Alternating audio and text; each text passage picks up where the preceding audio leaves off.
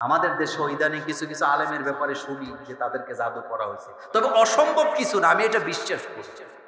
কারণ আমার নবীকে যারা জাদু করতে পারে তারা নবীর উম্মতকে জাদু করতে পারে না, এটা হতেই পারে না।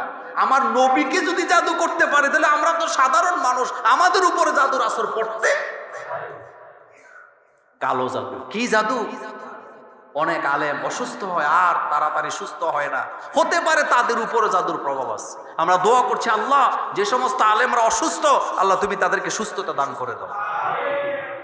ইদানিং আবার আমাদের শায়েখ আহমদুল্লাহর ব্যাপারে এই কথাগুলো শুনছি, জানি না জাদু করছে কিনা, তবে ওনার একটা অসুস্থতা আছে। আমি ওই অসুস্থতার ব্যাপারে ওয়াকিবহাল, এবং যে ডাক্তার ওনাকে চিকিৎসা করেছেন ওই ডাক্তারের সাথেও আমার কথা হয়েছে, এবং যারা ওনার কাছাকাছি আছে তাদের থেকেও আমি খোঁজখবর নিলাম যে ওনার যে অসুস্থতা, আমরা আজকে এই মসজিদ থেকে জুমা থেকে দোয়া করি, আল্লাহ তুমি তোমার গোলামকে সুস্থতা দান করো।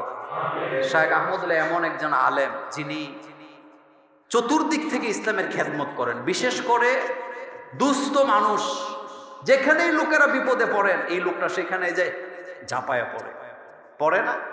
এই যে আপনারা দেখছেন চট্টগ্রামে কক্সবাজারে কিছুদিন আগে বন্যা হয়েছে, নেতা নেত্রীরা যাওয়ার আগে উনি গেছে আগে, দেখছেন না আপনারা? সিলেটে বন্যা হয়েছে, শায়েখ আহমদুল্লাহ সবার আগে সেখানে গেছে। কোথাও আগুন লাগছে উনি সবার আগে চলে যায়।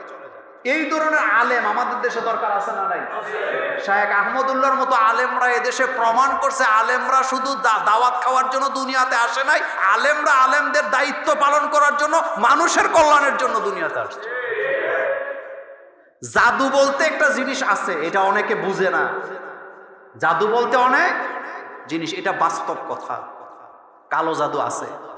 রাসূল সাল্লাল্লাহু আলাইহি ওয়াসাল্লামকে জাদু করা হয় নাই? মনে আছে তো আপনাদের? রাসূল কারীম সাল্লাল্লাহু আলাইহি ওয়াসাল্লাম বিশ্ব নবী, বিশ্ব নেতা।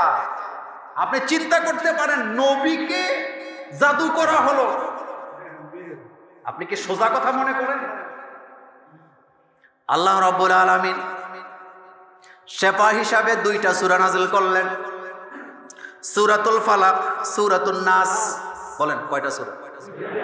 কি কি?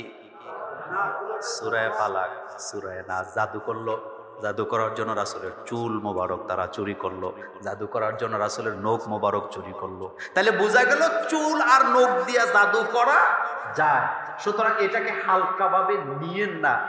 জাদু যদি ইহুদিরা আমার নবীর উপরে করতে পারে, তাহলে সেই ইহুদিরা আজও আমাদের আলেমদের উপরও জাদু করতে পারে। পারে না? আমার কলিজার ভাইয়েরা, কালো জাদুর ব্যাপারে কথা বলছিলাম, আল্লাহ যেন আমাদেরকে হেফাজত করেন, আমরা বলি আমিন। এই জন্য চুল, নখ এগুলা সাবধান, যেখানে সেখানে ফেলবেন না। আর আমরা দেশে মহিলারা চুল এখন বিক্রি করে দেয় না? রাসূল কারীম সাল্লাল্লাহু আলাইহি ওয়াসাল্লামের চিরুনি থেকে চুল চুরি করে নিয়ে গেছিলেন, নখ চুরি করে নিয়ে গেছে। আল্লাহ পাক দুইটা সূরা দিলেন, বললেন হাবিব আপনি নামাজের পরে দুইটা সূরা তেলাওয়াত করেন। তেলাওয়াত করলেন, মুক্তি দিলেন কে? সুতরাং আপনারাও যদি সন্দেহ পোষণ করেন যে আপনার ঘরে কাউকে এই ধরনের জাদু করা হয়েছে, তাহলে আপনি কবিরাজের পিছে দৌড়েন না, 10-12টা তাবিজ লটকায়েন না। আপনার ঘরেই আপনার ওষুধ আছে, সূরাতুন নাস, সূরাতুল ফালাক। কথা মনে থাকবে? বলেন কোন কোন সূরা? সূরা, এই সূরাগুলো পারেন তো আপনারা? পড়বেন, প্রত্যেক নামাজের পরে পড়বেন।